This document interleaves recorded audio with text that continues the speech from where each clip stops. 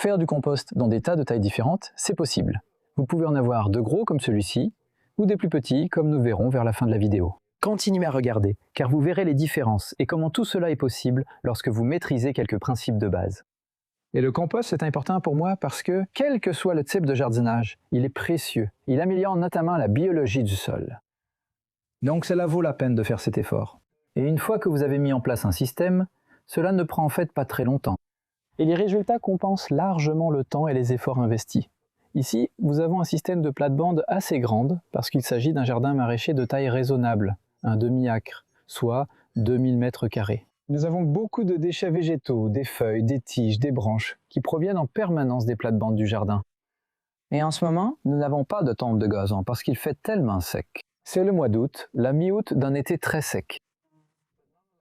Mais malgré tout, ce n'est que 6 jours de compostage. Tout vient du jardin. Et je vais utiliser cet outil juste pour entrer là-dedans et vous montrer les résultats. Ce tas, parce qu'il est si jeune, n'a pas vraiment commencé à chauffer encore.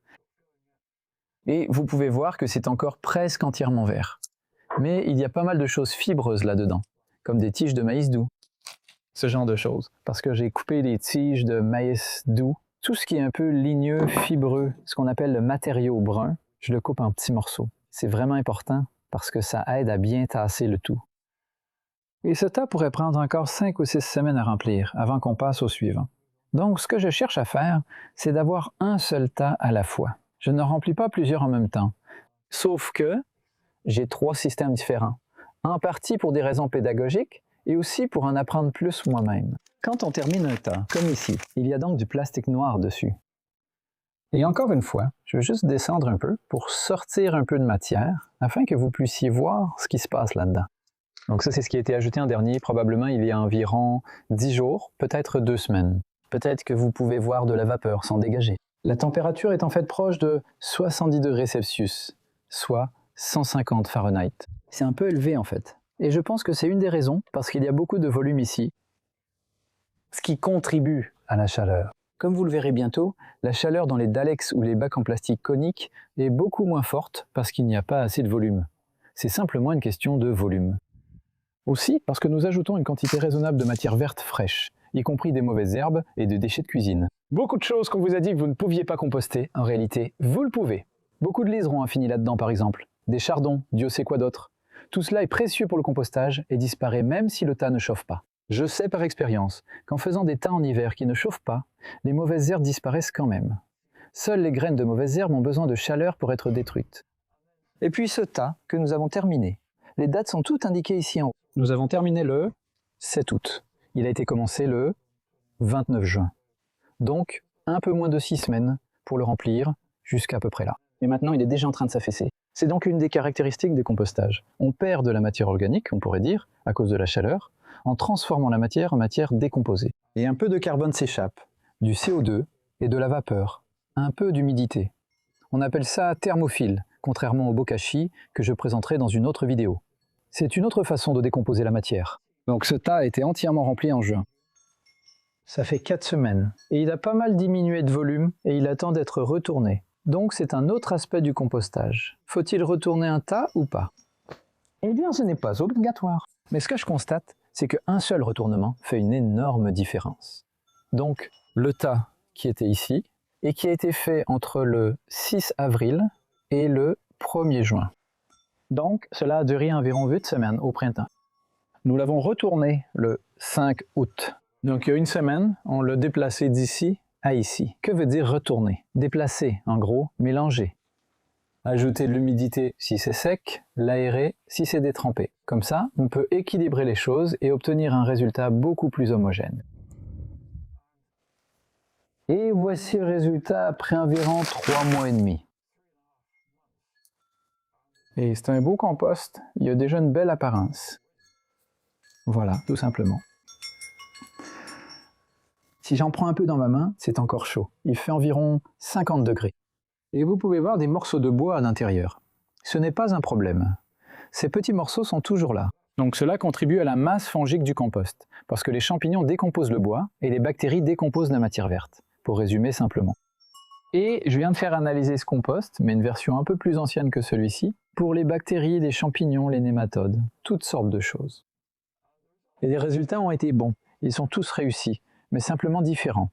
Je mettrai les résultats de cette analyse dans la description de la vidéo. C'est assez long à consulter. Mais si vous voulez en savoir plus sur les bactéries et les champignons, c'est une bonne information. Ça vous donne simplement une meilleure idée du processus. Et maintenant, je vais vous montrer une version légèrement plus petite qui fonctionne de manière similaire. C'est le système à 3 palettes pour comparer et contraster avec ces compartiments ici.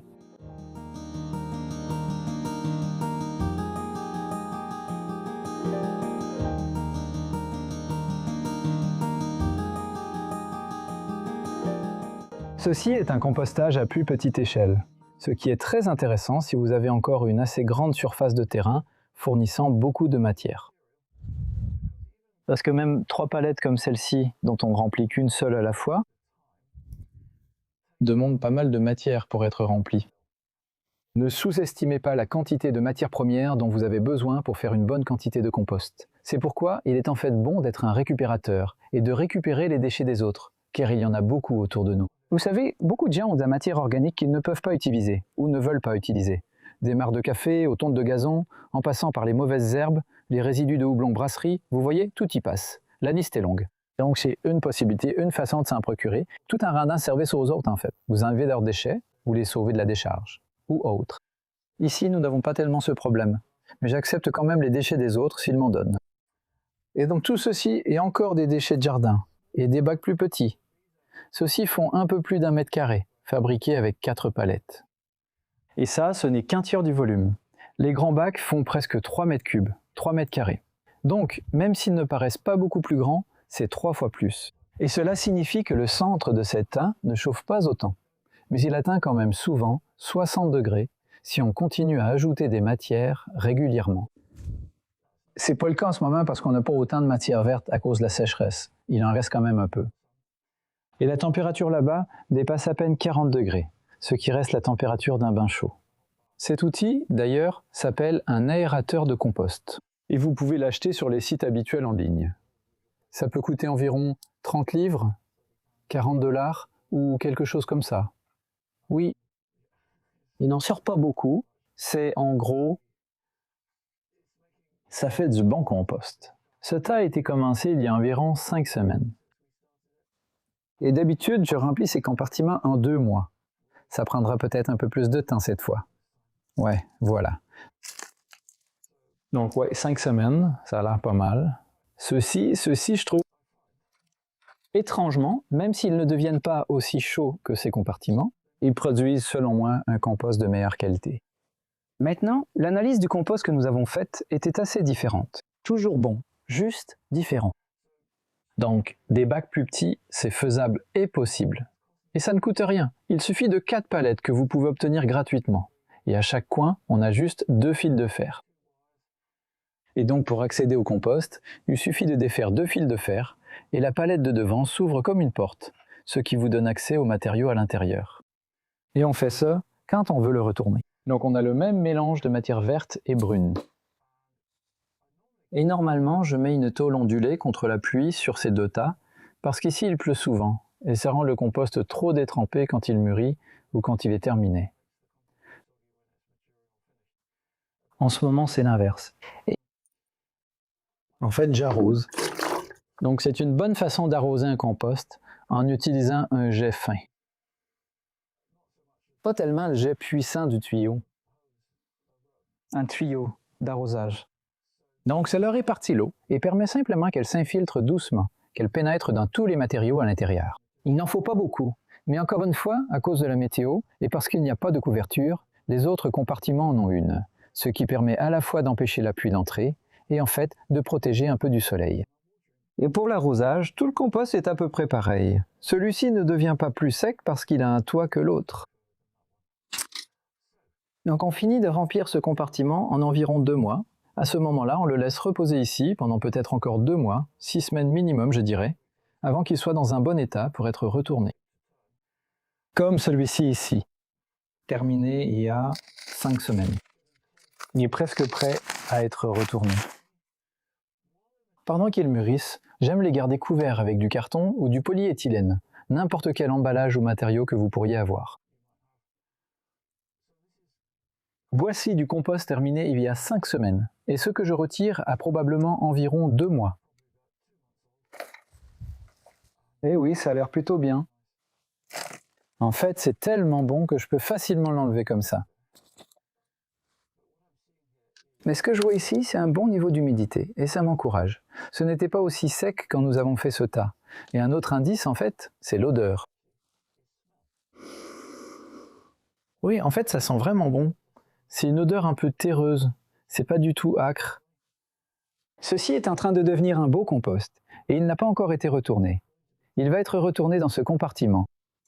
Donc, on ne remplit chaque compartiment d'extrémité qu'à tour de rôle. En d'autres termes, quand celui-ci sera terminé, peut-être dans un mois, à ce moment-là, celui-ci sera vide, parce que son contenu aura été transféré là-bas, et cela signifie qu'on pourra alors remplir l'autre compartiment d'extrémité. Donc, on ne remplit que l'état d'extrémité. On alterne par période de 2 à 3 mois. Et cette travée du milieu contient, en ce moment, ce qui a été produit là-bas pendant l'hiver et le printemps, à peu près entre décembre et avril. Et donc celle-ci, le tas a commencé en mai et a été terminé en juin. Celui-là a commencé en juillet, donc de décembre à avril, disons qu'entre ces deux dates, c'est février ou mars. C'est le compost que vous voyez ici maintenant. Donc je vais juste en prendre une poignée à la main. C'est un beau compost mûr. Et si on compte de mars à avril jusqu'à maintenant, ça fait à peu près 6 mois. C'est du compost prêt à l'emploi. Mais ça ne pose pas de problème qu'il reste là, parce qu'à cette période de l'année, en août, on ne l'épand pas vraiment. D'une part, je ne veux pas qu'il sèche, mais surtout, on n'en a pas besoin pour l'instant. C'est plutôt pour l'épandre à la surface des plates-bandes à l'automne, au début de l'hiver. Et je vais en fait juste aller voir un peu ici parce que les résultats de celui-ci n'étaient en fait pas aussi impressionnants que je le pensais. Ils étaient bons, ne vous méprenez pas. Ouais. D'accord, regarde ça. Et ce qu'on voit pas ici, c'est beaucoup de verre. Et la raison à cela, c'est qu'ils ont déjà fait leur travail. Ce que c'est et pourquoi c'est si bien, c'est des turicules de verre, du lombricompost. Donc ceci était plein de verre. En fait, c'est sec. Enfin, c'est pas vraiment sec, mais ça commence à sécher un peu maintenant. Et les vers aiment quand c'est vraiment humide. Donc, il y a un verre. Cela dit, si tu veux beaucoup de verre, tu sais, il faut juste t'assurer que ce soit humide sans être trop mouillé. C'est là que ça peut devenir un peu plus difficile. Mais quand le compost est aussi beau, je cherche à l'utiliser pour le terreau, parce que je trouve que ce genre de compost donne d'excellents résultats. Alors regardons maintenant, et nous pourrons comparer les deux premiers lots avec ce qui se passe dans les bacs coniques ici.